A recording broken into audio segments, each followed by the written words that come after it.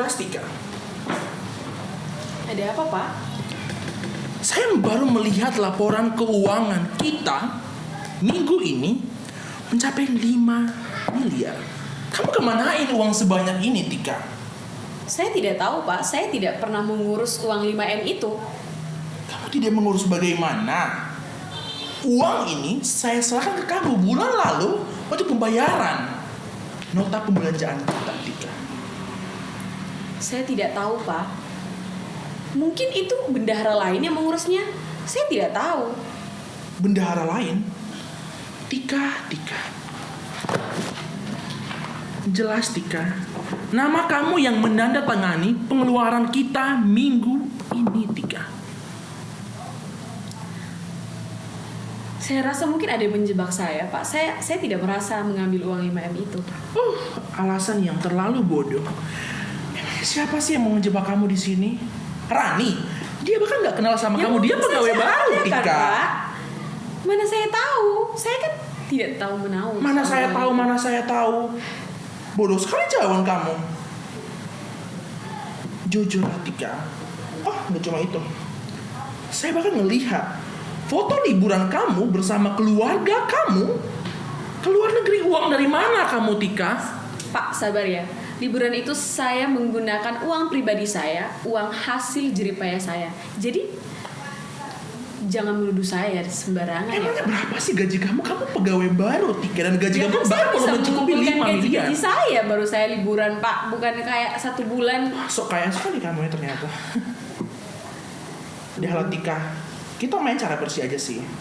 Aku nawarin kamu 2 penawaran. Yang pertama, kamu ngaku dan ganti uang perusahaan, lalu kamu aku pecat. Yang kedua, kalau kamu gak mau ngaku, aku bakal laporin kamu ke pihak yang berwajib biar kamu bisa masuk ke penjara. Gak cuma itu, bentar. Ada penawaran yang ketiga. Kalau kamu gak mau ngaku sama sekali, saya bisa buat berita tentang kamu dengan mudahnya agar kamu di blacklist di seluruh perusahaan yang ada di negara ini. Stop ini di tangan kamu, Tika. Bapak seakan-akan menuduh saya sekali. Bapak, tolong ya, jangan suka menuduh-nuduh sembarangan seperti itu. Kamu terlalu membuang-buang waktu saya, Tika. Sudah jelas bukti ini tanda tangan kamu atas nama Grastika.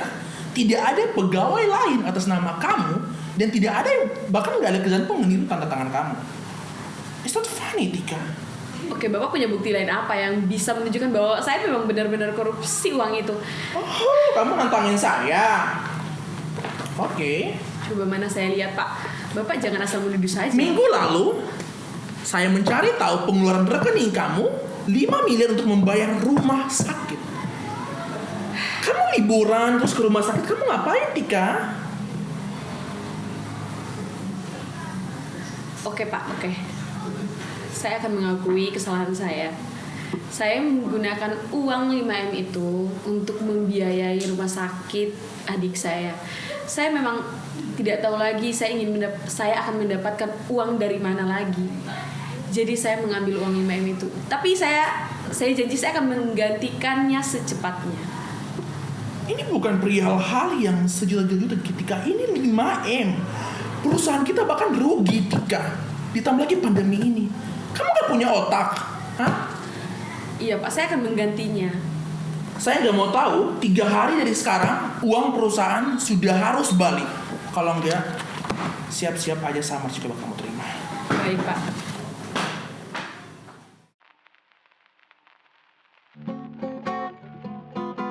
Korupsi merupakan tindakan pejabat publik, baik politisi maupun pegawai negeri ataupun pihak lain yang dimana mereka menggunakan kebutuhan publik untuk kebutuhan pribadi mereka.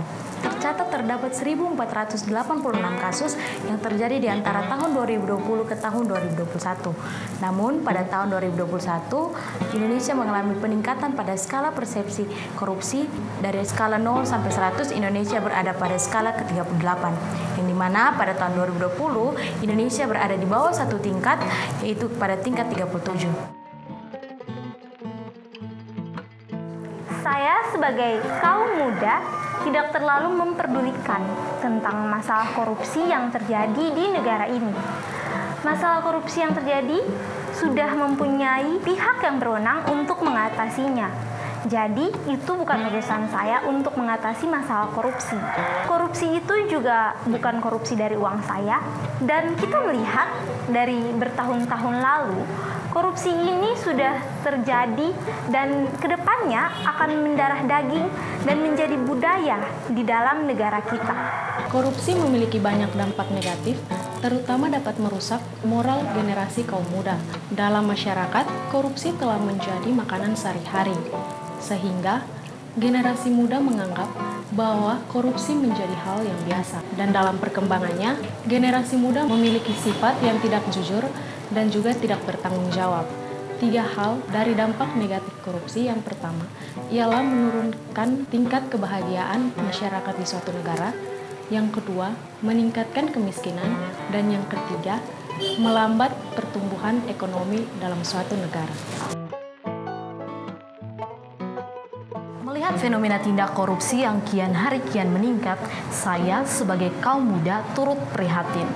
Saya di sini membagi solusi kepada teman-teman kaum muda untuk bagaimana mencegah tindak pidana korupsi sejak dini. Dimulai dari hal-hal mendasar dan sederhana seperti bertanggung jawab, bersikap adil, jujur, dan disiplin. Pendidikan anti korupsi di lembaga pendidikan juga sangat diperlukan. Pendidikan anti korupsi digunakan untuk mendorong semangat kaum muda dalam menerapkan prinsip dan nilai-nilai anti korupsi dalam kehidupan sehari-hari. Pendidikan anti korupsi ini pula didukung oleh pendidikan moral, yang mana pendidikan moral ini terdiri dari 3 statement yang dimulai dari moral knowing, moral feeling, dan moral action. Mari sebagai kaum muda, generasi penerus bangsa, kita turut membuat aksi agar kita memiliki bekal sebagai integritas di masa depan.